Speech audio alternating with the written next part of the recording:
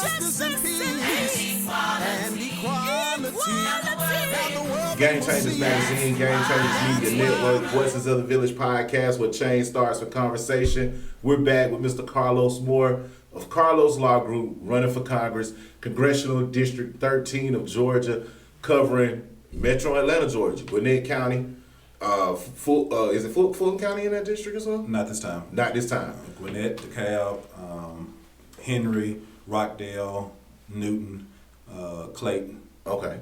Now you're coming in this election where it's a very unique time because we're in a state where Metro Atlanta is progressing, with a lot of diversity, right? What does diversity mean to you in this area? And we know Atlanta is prominently black, but Metro Atlanta is a diversified location. What role does diversification play for you in this platform, that leverages you and give you the advantage to go for the win? I think I have a unique position out of all the candidates. Of course, I'm African American, but I'm also married to a native immigrant out of Trinidad. So Okay. she is of Asian American Indian background. Okay. So we know Gwinnett County has a lot of Indian Americans over Wow. there, and so we believe we can speak to the Indian Americans. Of course, I have a Hispanic name. I think we can speak to Hispanics. Of course, we can speak to the African Americans. So there's a lot of diversity across the board in the district, and so we can speak to all segments of the diversity. People of color across the board, we want to be their representative for the people. And then even the liberal whites, we're inviting them into the fold, the Democrats across the board, to be their representative. Right. Now, the Democratic Party facing the loss that it just faced with Donald Trump, the presidency. What do you feel like the state of the Democratic Party is today, and how can that party become stronger and unified with the more meaningful overall pitch towards the entire community? And coming kind of different, because the Democratic Party has came with a bunch of things that I think we can't just say vote for me because I'm black. So what principles are the Democratic Party actually standing on that's gonna make people say, I want to vote Democrat? Yeah, I believe the Democratic Party is at a crossroads, and what I do know is that we cannot continue to do the same thing and expect different results. Yes. We have gone along to get along for far too long. The people are looking for bold change, people that's not afraid to speak up and speak out and to actually fight for what they want. Right. If they send a representative to Congress, to D.C., to fight for something, they expect them to fight and have a backbone. They don't expect you to be hidden and shy and abashed, but get out there and fight for people, fight for democracy, fight for justice. And so that's the type of person I am, and that's the type of person that I'm hearing that the people want to serve as their representative in Congress. And so we will get out there and we will fight to save the social safety net. We believe Social Security should not be privatized, as Republicans want. We need to leave it alone, let it be there for the seniors and for those that's coming behind them. We need to make sure Medicare and Medicaid are preserved. We don't need to privatize that. Don't mess with that so some guy can go get rich off of the privatization or whatever. I want to make sure that the veterans are taken care of. We have too many veterans that go serve this country faithfully, come back and cannot get the health care they deserve. And so we want to make sure that we strengthen and not dismantle the Veterans Affairs Department and the VA. We also want to make sure the education department is preserved. You see, he's trying to dismantle that. We need more folks going to college or more folks getting trades or whatever. The world is changing. AI is taking over, and people are going to have to be educated in probably different areas than we were educated in. Normally, when I was coming up, your parents told you the way to get out the hood, you're going to be a doctor, you're going to be a lawyer. That's going to get you out the hood. You're going to play basketball, you're going to try to be an entertainer. One of those four methods was the sure way to get out the hood. But now, with a 14-week-old son at the house, I don't know. They telling me they got robots as doctors now over in China. So that's on the way. So I might not tell my son to be a doctor. I may have to steer him towards computers or AI or something, because the world is changing. And you have to have leaders that grow with the time. You cannot be segmented or you be left behind. And so I advance with the times. I want to be there and be relevant and speak to the issues of the day. And so those are the things I would be fighting for. I'm also concerned about what's going on in Israel. I believe somebody needs to be speaking out about the genocide. It's not fair to be having all those kids starving in Gaza. They didn't do anything to deserve that. Kids, you starving them out and you just haphazardly killing people, that's not right. I believe Israel deserves a state of its own, but the Palestinians deserve a state. Yes. So I'm not afraid to say it. I'm not in anybody's pocket. And so when I get to Congress, I'm going to speak truth to power. I'm going to do what's right and what's humanitarian. Now we're going back to we talking about the kids over there hungry. We have a situation where Trump is talking about cutting SNAP benefits.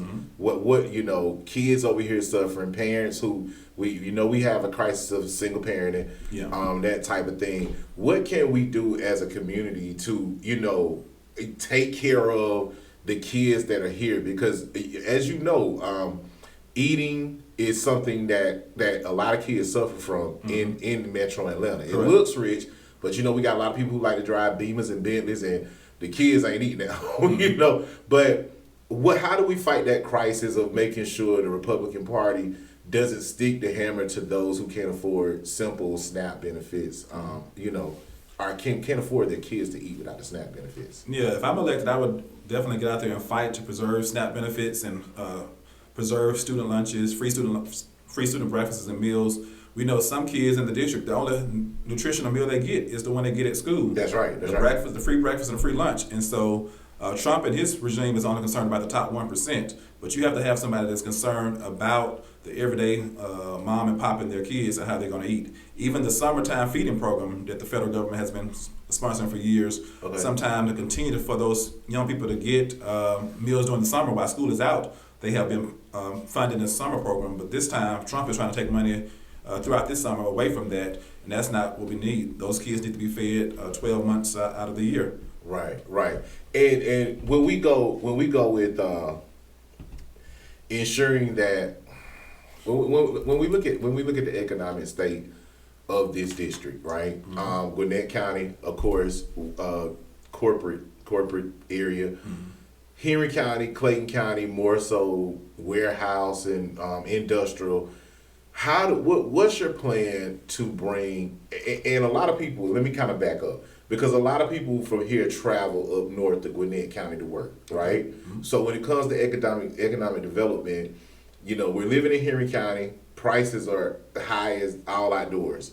But we have to go to Gwinnett County to work and, work in those high tier positions unless you're an entrepreneur, you own your own business, something of that nature. What's your plan to bring quality jobs to this part of the district, ensuring that, we can live, work, and play in the areas that we live? What's your plan? I think we need to have laws that attract industry across the board to the various counties within the district. Okay. So if we have a good tax structure or incentives to people not only to go to Gwinnett, but to come down to Clayton or Henry, we need to do that. Right.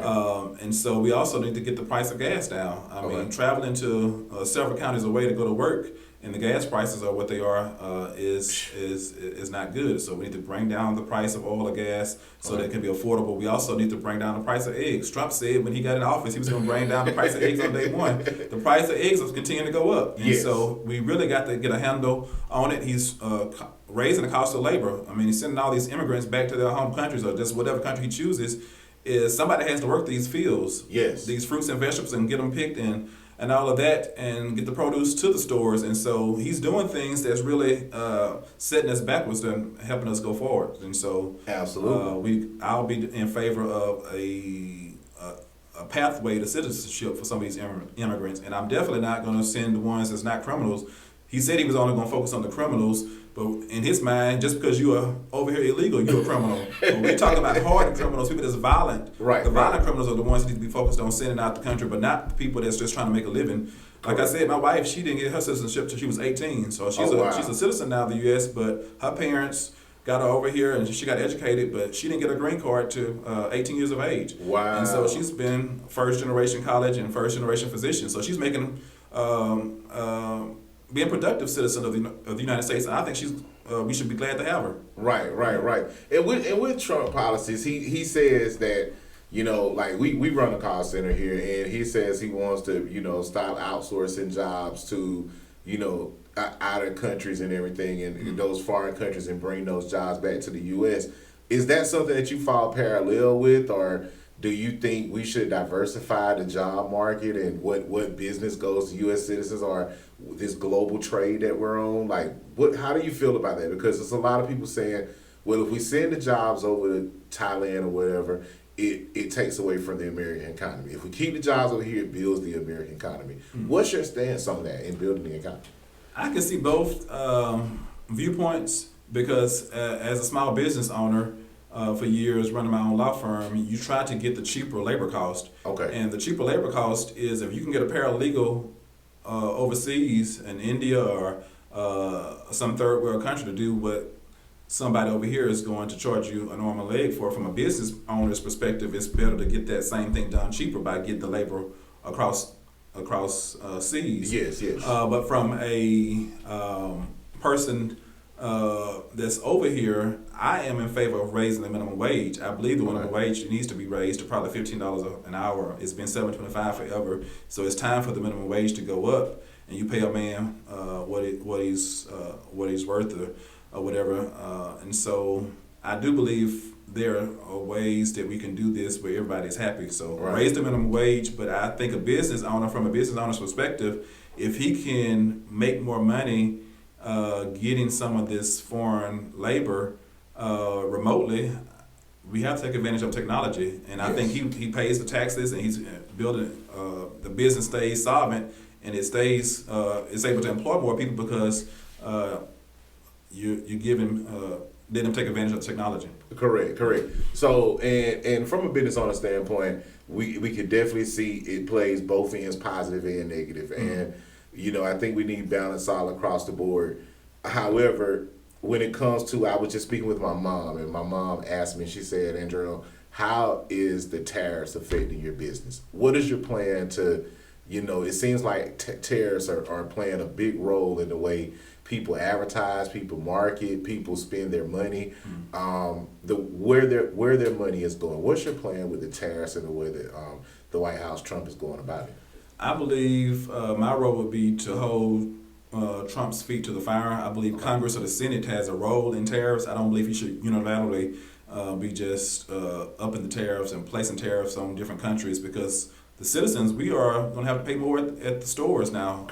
For more for automobiles, more for groceries, more for this and more for that. And so it's hurting us versus helping us to the common Joe. Now, it may be making somebody rich in the top 1%, but for us, the common man, it's hurting us.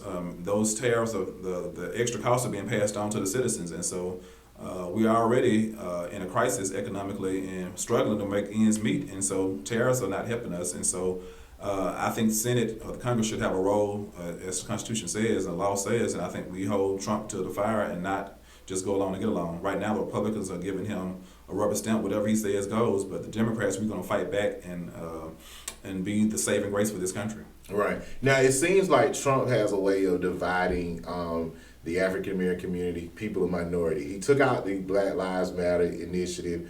It seems like every time someone fights and says, hey, man, we're going to stand up, we're going to rally the people, he finds a way to intertwine, dismantle the movement, dismantle, the coalition, and people are saying, well, you know what, I want to do this, I want to do that.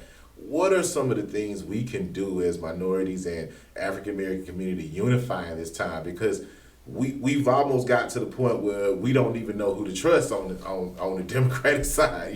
How can we unify so that we can get back in a position of power and make sure we're practicing fairness across the board? We have to find a leader that we can trust and get behind. I know Reverend Jamal Bryant. I happened to go to his church, New Birth, and I know he did the Target boycott. And you had a lot of us that got behind that. Then you had some decided that they weren't going to get behind it just because they didn't come up with it. And so, but Target had promised black people a lot of money after George Floyd and said they were going to do this for diversity. They went back on their word, and so we boycotted. And then you had certain churches that decided to take $75,000 from Target, which was asinine. I mean, $75,000 for a whole organization, National Baptist Convention. You taking $75,000, and we boycotting this big behemoth of an organization. And so we have to we have to stop having the crab in the bucket mentality and just get behind somebody that we trust. And days of Dr. King, we pretty much got behind him. There were those that probably preferred Malcolm, but Dr. King, we pretty much got behind him and we were able to get some things done. I mean, we just celebrated, 60 years of the Voting Rights Act the other day, last week. And so that was all because of the efforts. We were united. But when we're united, we can get some great things done. The Voting Rights Act, the Civil Rights Act, all that was done when we got behind the right leader. And so now we kind of just, everybody's doing their own thing. Yes. Now, and I know for all my elderly people who are watching, who they're thinking Social Security, they're thinking, I can't work. Like you said, what I did at 60, I can't do at 80. What I did at 40, I can't do at 60. What do you say to that older person out there, that elderly, that seasoned saint that's sitting in the church and that's giving their tithes and offering out of their Social Security income, doing the best that they can? What do you say to them to give them hope for a better tomorrow? I tell them, hold on, change is coming. They've seen worse. They actually lived through the Jim Crow era. I mean, I heard about it being born in the late 70s, but they lived through it, and they came through that. They had John Lewis, who I had the opportunity to meet a few times before he died. He told me about his skull being crushed. Wow. And trying to cross the Edmund Pettus Bridge, simply trying to preserve the right to vote. And so right now, what we have going on, Trump is trying to turn back the hand of time with the DEI, but they're not crushing skulls yet. If we made it through that, we'll make it through this. Okay. But hope springs eternal, and every generation has its fight, and we have a different fight now with what Trump is trying to do. He's making it unpopular to say DEI. He's making it unpopular to be woke. He doesn't want people to learn Black history in the schools. And it's pretty terrible, but we have to continue to fight. We have to refuse to stay silent, because the moment we stay silent, our lives begin to end. The moment we stay silent about things that matter. And so I'm never going to be silent. I'm always going to speak out and speak loud about what I believe. Man, recently we had former mayor of Macon, Robert Reichert, and former mayor C. Jack Ellis on the show. And they were talking about the high-speed motor rail, improving transportation. What's your take on improving infrastructure in Georgia and bringing Georgia up to the modernization of worldwide transportation? What's your take on that? I think from a federal perspective, as a congressman, I will be supportive of improving the infrastructure regionally. And so right now you have MARTA right there that serves Atlanta proper and maybe some of the immediate outskirts, but some of the other parts of Metro Atlanta that's further out, we don't have the best infrastructure. The streets need to be improved. You need more trains, buses, public transportation, and so I'm in favor of that. And it takes federal dollars supporting those kind of efforts, and so I will fight for the bacon to come home to the district. Absolutely. I believe Senator John Ossoff raised he acquired about $8 billion towards the high-speed rail I-75 corridor coalition movement. We're going to talk more about that, but we got to go to another commercial break before we let you go. We got Carlos Moore, the Carlos Law Group, Carlos Moore for Congress, Congressional District 13 of Georgia. You guys stay tuned. Game Changers Magazine, Game Changers Media Network, Voices of the Village podcast, where change starts in conversation. Go. And equality. Now the world they will see. That's why.